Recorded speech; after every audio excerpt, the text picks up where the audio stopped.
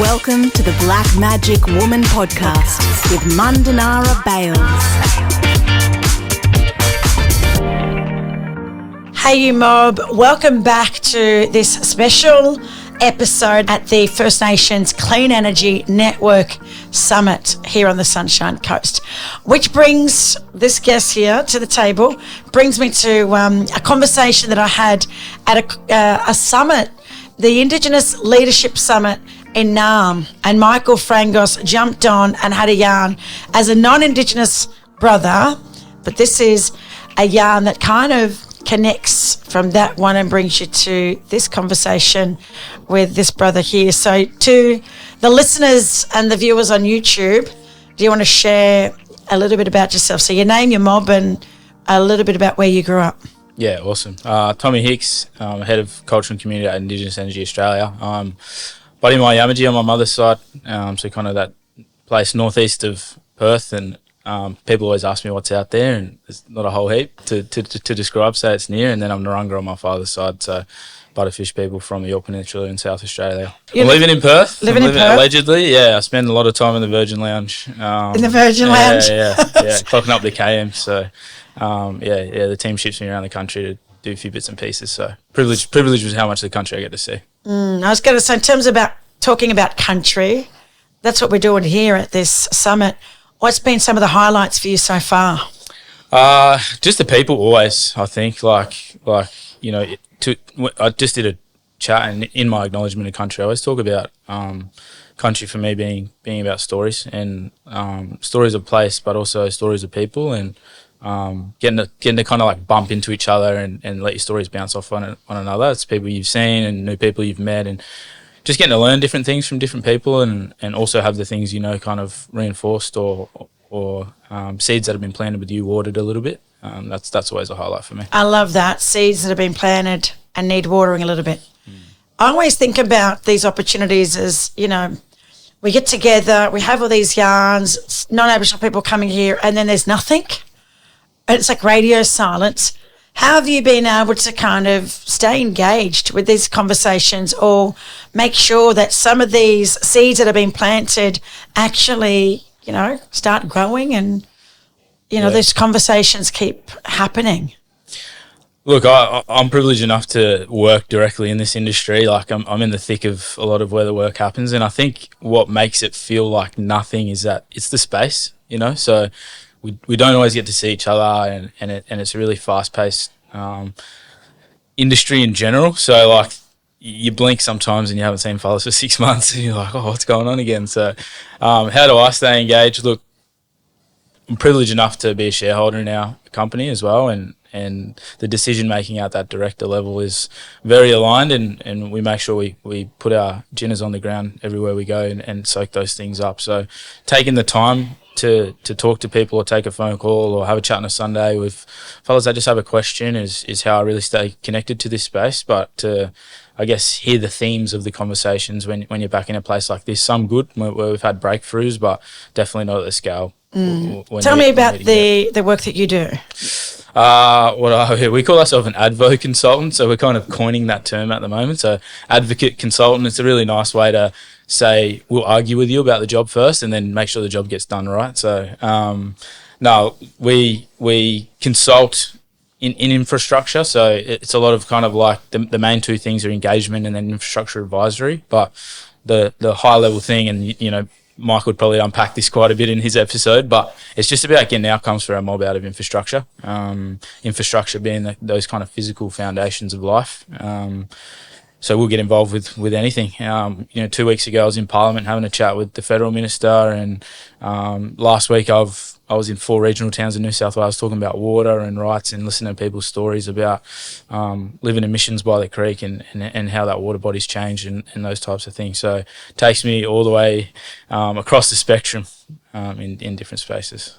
And what have you seen in terms of progress in the work that you do, the space that you're in this sector in general? I think people's capability, like it is a new space. This industry is quite young, and my background's been in like education, social work, systems design, that type of stuff. So for me, I'm 18 months in full time, and it's like there's been people kind of like growing on that journey with me as well, and being able to kind of transfer a lot of that. But I think, yeah, people's really starting to kind of understand the space, and particularly, you know, I think in NAIDOC and that next generation comes through, just bumping into some pretty smooth young operators around there doing really good things. I think that's something that continues to change and grow. So. And in terms of within the business, have you got staff that you're employing now? What does it look like? Yeah, look, any professional services firm grows and shrinks. So you know, we've had a bit of a grow and a shrink lately, which is really good. Won some new projects, but there's about probably roughly 20 of us at the moment, and we got plans to grow. And the growth for us has really been about scaling impact rather than scaling the bank balance. So, taking another challenge to bring people on. Yeah. I had 18 staff 2 years ago. Yeah. I'm down to like 7. But the impact, you know, the work that I do as a consultant, delivering training and supporting or just uplifting the cultural capability and confidence for my clients to then engage with people like you, but more particularly like just any black fella in general. How do people operate on Aboriginal terms as a non-Aboriginal person? How can they, you know, more importantly, they need to see themselves as visitors on other people's countries, not experts. Yep. And they need to realise that when they're on our turf or in our communities that they should be students and they're there to learn from us. And we will teach them much more than, you know, they're going to teach us. So trying to get them to understand these two very different worlds and how they can navigate these two worlds. So it's kind of like we're trying to assimilate them into being black fellas, and we'll get better outcomes, right? Yeah. If they understood this really deep, it's kind of this like relationality, like this ethos of how Aboriginal people are connected to land and that deep sense of obligation to look after land. And if we can get that right, then the land will look after us. So how do we get non-Aboriginal people to really see this as an area of interest? Like it's kind of urgent when you think about climate change. Yeah, it's a great question, and what I'm going to say is fundamentally at odds with speed, but it's mostly about why. You know, like I was just on stage and I said, you know, we really should be growing things out of why. And to bring non-Aboriginal people into that space and help them understand our why starts to really paint a picture of how we operate and how we prioritise and how we make decisions. And to me, and you mentioned travelling from people's countries and other people's countries, being really good at having cultural capability, it's less about knowing and it's more about knowing what to ask. You know, you move through that process, always put that relationship first, and business grows from that. And we take the same approach with our company and saying, let's establish a relationship that a project fits into. Let's not try and cram a relationship into a project. So, really helping them understand that way, I think.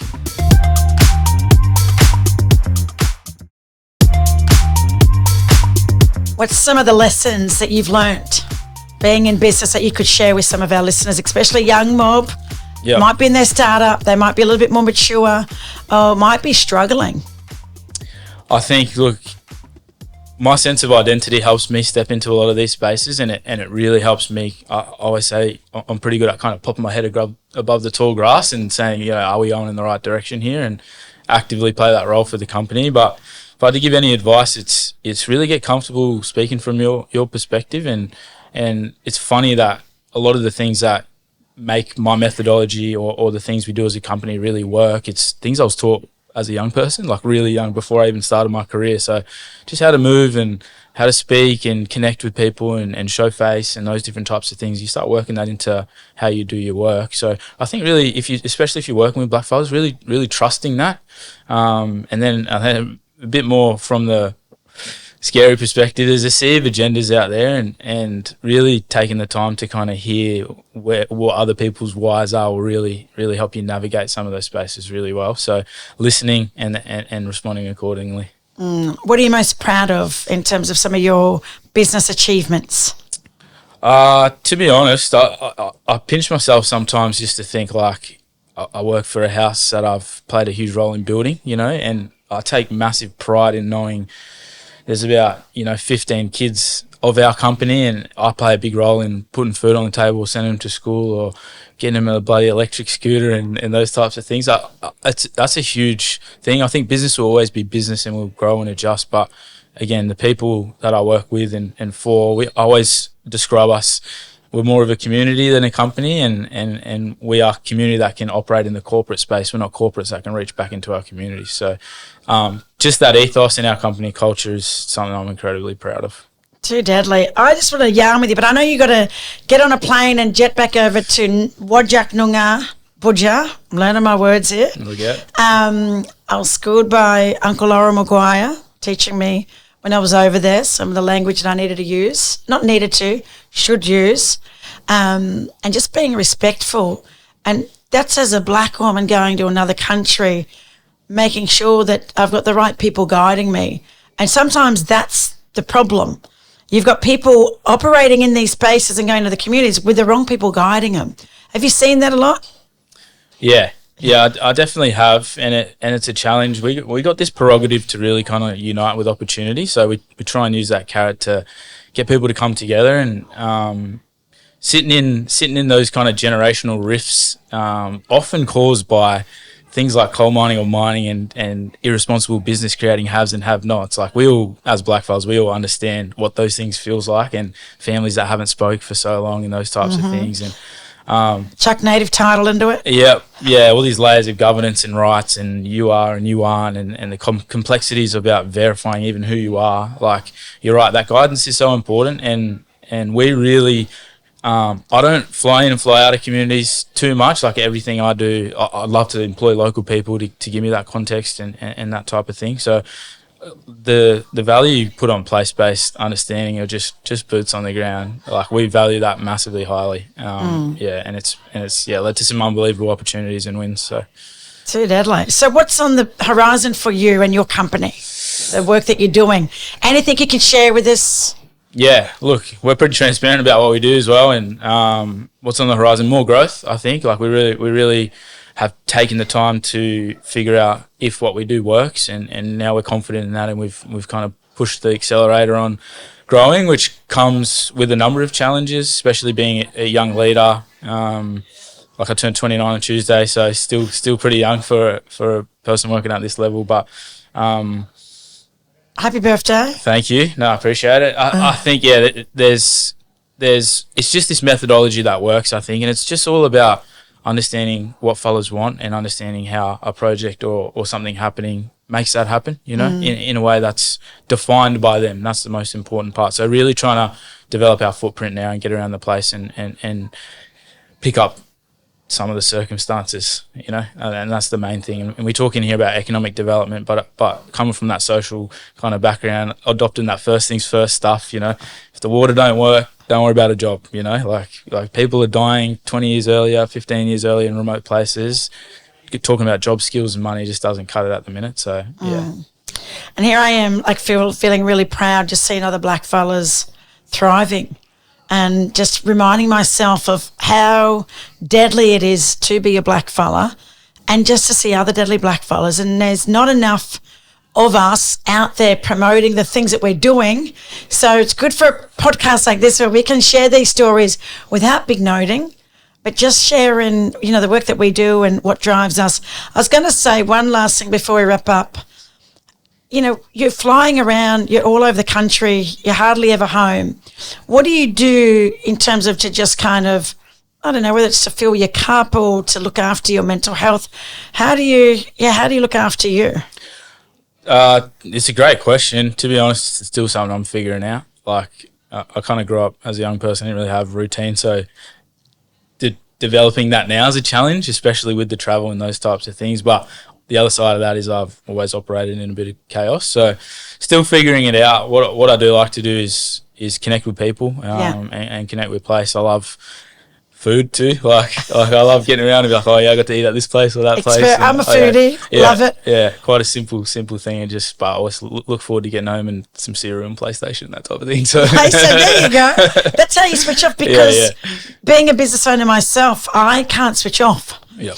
There's just always something to do. There's something I forgot. There's another project, another client, another email, another staff member, another idea, another business. I'm constantly, switched on.